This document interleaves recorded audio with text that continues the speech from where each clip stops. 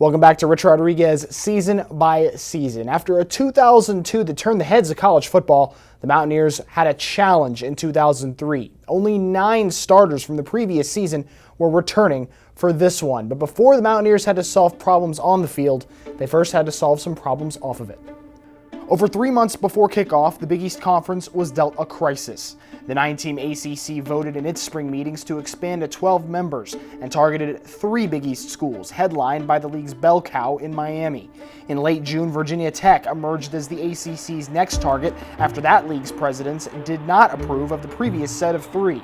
Days before the June 30th deadline, both Miami and Virginia Tech received and accepted invitations to leave the Big East and join the ACC by 2004.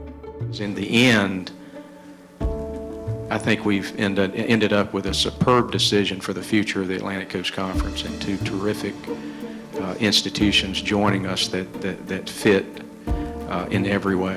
It will be the most disastrous blow to intercollegiate athletics in my lifetime. It's wrong. I don't want to hear about previous pieces of expansion. People were not damaged. You just go back through the history. Penn State was an independent. Miami was an independent. 2 of the winningest programs in league history gone almost seemingly overnight.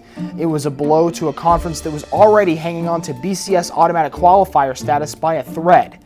The Big East had to figure out its future fast before BCS contract renegotiations in the winter. Without a BCS payout, the Big East's programs, West Virginia included, would lose millions of dollars of revenue required to pay staff and the upgrades scheduled to come to Mountaineer Field. But for now, it was onward for West Virginia. As I mentioned at the top of the video, only 9 starters returned from 2002, but among those 9 were some big names. Over the course of spring and fall camp, Rasheed Marshall developed more as a passer, one area he struggled in the previous season.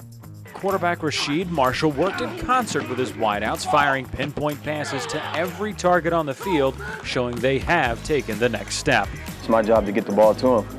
And they helped me out a lot today. You know, they did a lot of, they ran their routes real good. With the loss of Avon Coburn, Quincy Wilson became the primary option in the running game. With a lack of depth behind the Wheaton native, though, the playbook would become more balanced and less run-heavy. One other adjustment was the look. WVU's jerseys were updated with a modern style, one that would become the standard for the remainder of Rich Rod's teams. Well, I think they look pretty good. I think the players kind of like them. I don't know, I haven't got an opinion on some of the fans, but I think they look pretty sharp, and hopefully we'll be able to add a little touch to them every year. A mix of exceeding expectations in 2002 and significant roster turnover put West Virginia in the upper half of the Big East projections, but just barely. The defectors, Miami and Virginia Tech, sandwiched Pitt in the top 3. BC, Syracuse, Temple, and Rutgers rounded out the rest of the standings. In the midst of all this talk of conference realignment and lack of offensive depth for West Virginia, it was finally time to play some football, and that first game for the Mountaineers would be no slouch. Over 60,000 were on hand to watch West Virginia host Big Ten power Wisconsin in the season opener. It was a rough start for the Mountaineers. A blocked punt landing in the end zone opened up the scoring for the Badgers. But WVU's special teams bounced back. On the ensuing kickoff, Pac-Man Jones found a seam and scampered 86 yards to set up a chip shot field goal, but things would get scary from there. On WVU's next offensive drive, Wisconsin linebacker Alex Lewis rocked Rasheed Marshall so hard that he had to come out of the game. Quincy Wilson completed the drive with a 10-yard touchdown run to put the Mountaineers in the lead. Backup QB Charles Hales managed to play mistake-free football through the next few drives, leading WVU to another scoring drive in the third quarter, capped off by another rushing score by Quincy, but that's as good as it would get. Struggles on third down offensively for West Virginia and defensive fatigue contributed to 17 unanswered Badger points in the final 21 minutes and handed WVU a 24-17 opening week loss. West Virginia took their frustrations on the road at East Carolina the next week. A healthy Rasheed Marshall showed off the arm that he had developed all offseason with 4 touchdown passes, including 2 to Chris Henry.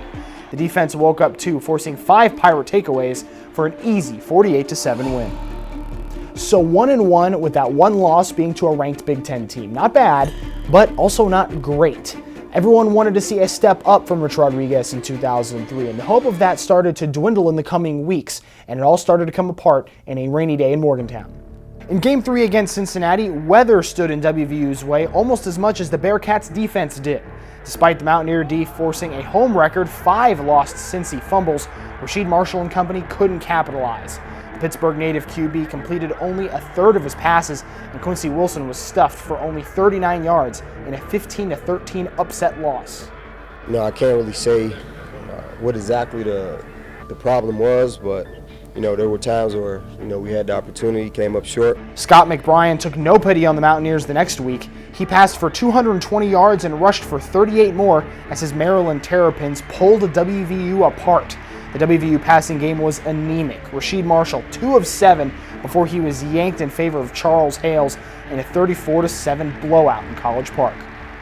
WVU sat at 1-3 and things looked bleak. Miami was right around the corner and the Canes were the power of powers in college football. But one guy for West Virginia changed the trajectory of the season, and that guy's name was Quincy Wilson, and he did it with one play. On a short pass from Rasheed, Quincy took off like a bullet. Then there were only 2 hits. The shoulder hit on Brandon Merriweather, and then Merriweather hitting the ground. QW's 33-yard pitch and catch gave WVU a brief lead, which was given up with only 3 seconds left. But it proved one thing: the Mountaineers still had the talent to compete for a Big East championship. Their focus was good, and we talked at length about moving on from the last game, getting ready for the next one, and have a great week of preparation, and hopefully we'll do that. Luckily, Rutgers was next for West Virginia. The Mountaineers were able to overcome some sloppy execution, giving up 120 yards on penalties, but Rasheed Marshall caught the Scarlet Knights secondary napping in the second quarter. His 83-yard bomb to Chris Henry juiced up the old gold and blue crowd for the first time in over a month. Quincy Wilson added another big rushing day with 177 net yards, and both Grant Wiley and Mike Lorello picked off Rutgers QB Ryan Hart to lead to a 34-19 win. It was the first crack of daylight for the 2-4 West Virginia squad, but the next day things got a little murky for the Mountaineers off the field as another conference realignment move took place. The announcement came quickly, but surprised no one. Within hours of being formally invited to join the Atlantic Coast Conference, Boston College eagerly accepted. Our decision to join the Atlantic Coast Conference is based on my judgment in terms of what's in the best interests of Boston College, academically, athletically, and financially. I think they'll be superb members of this conference. I think they'll fit extraordinarily well. The Big East is not gone by any means. There are a number of strong schools in the Big East and a variety of sports, and we've been meeting throughout the weekend by phone and in person to take the steps necessary to firm up the league's future. Boston College leaves, they leave. Let's grab another one and rebuild our conference. So another blow to the Big East from the ACC, and just as West Virginia was about to play one of its defectors in third-ranked Virginia Tech, it looked not so promising for the Mountaineers, but if you knew anything about the 2003 season, you know that Virginia Tech game was not played on paper. A rowdy night atmosphere in Morgantown greeted both teams for the final matchup as Big East Conference rivals. This game started the way the last season's game ended, Brian King picking off Brian Randall. That turnover set the stage for a KJ Harris rushing score that immediately put the Mountaineers in the lead. Next possession for the Hokies, Randall's pitch was bobbled and fumbled, and Mike Lorello was on it for the Mountaineers. Then Quincy Wilson capitalized on that turnover with a leap into the end zone. WVU went into halftime with a 14-7 lead. Then Travis Garvin silenced VT towards the beginning of the third by taking a pass from Rasheed Marshall 93 yards to the house. The West Virginia defense held the Virginia Tech rush to a claustrophobic 65 yards throughout the game, and Hokie QB Brian Randall was picked off 3 times to contribute to the 28-7 West Virginia win, the biggest upset in Mountaineer Field history. Last night, the Mountaineers made sure to leave Virginia Tech with a final parting gift from the Big East. And even though the coaches and players downplayed the significance of Tech's departure, the fans were loving every minute of it. It's going to help us from a program standpoint because I think there was a lot of, with the Big East ACC thing, and maybe they thought that there's not going to be any good football left when Tech and Miami leaves, and I said, well, I think we'll be all right. The old Gold and Blue got a rainy reprieve from Big East play to open up November. West Virginia needed to rely on the ground game against UCF, and luckily Quincy Wilson answered the call with 135 total yards. The defense stepped up as well with 2 scores, one on a bad snap resulting in a safety, and another on a blocked punt recovered by Joe Hunter in the end zone. Rasheed Marshall left in the third quarter due to a concussion, but the Mountaineers weren't totally silent through the air from there. Backup quarterback Charles Hales connected with Chris Henry for a 79-yard touchdown. That put a bow on the 100th all-time win at Mountaineer Field, 36-18 the final.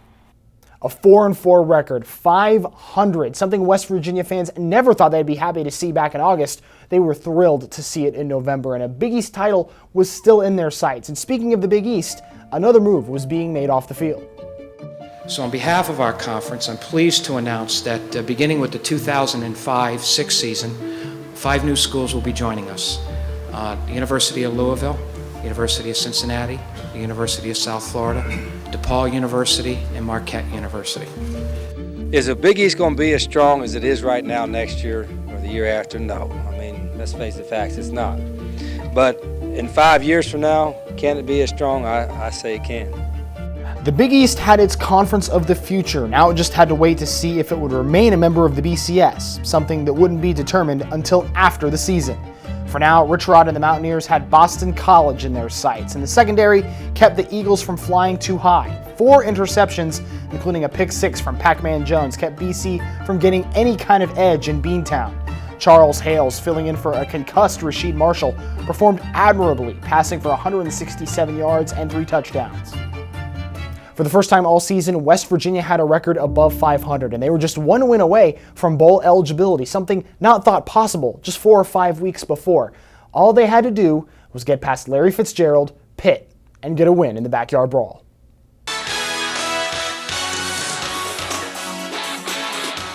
Big night in Morgantown Saturday night. The Pitt Panthers come to town. This should be a whale of a football game. Both teams still have a chance for the Big East Championship.